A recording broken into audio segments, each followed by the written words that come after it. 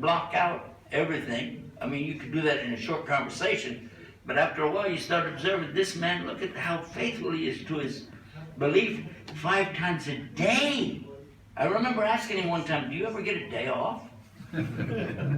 I'm serious. He started laughing, you know, and I said, no, really, because you're doing this every day, every day, every day. He said, this is my life.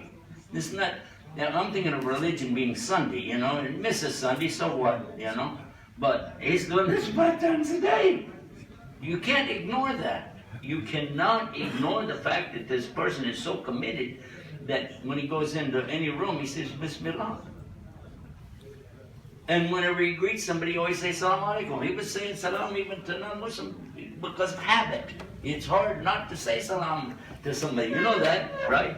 Somebody's not Muslim, but you're used to saying it. You say salam alaikum, and you go, oops. Because they're looking at you like, what is that? What was that you said? So that was the thing that actually made me start thinking. And when you really start thinking and you ask inside your heart, that's what I was talking about earlier, and you say, God, if you're there, if you can hear me, then you guide me. And once you do that, then you've actually turned it over, like you mentioned. Whoever says, I want to do the will of God, that's the Lord's Prayer twice, I guess, in the New Testament. He's saying it over and over when I was a kid, over and over. God's will be done. God's will be done. And this means Islam, submitting yourself to Him. And so when I put my head on the ground, imitating the Muslim, and I said, God, guide me, that was a turning point in my life right then.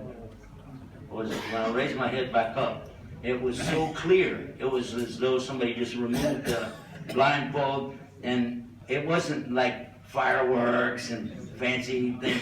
No, but it was like clear. You could see what's reality. I could see inside myself the same way. The real problem in this world is not the outside, it's the inside. If all of us would work on correcting this, you would see a huge change.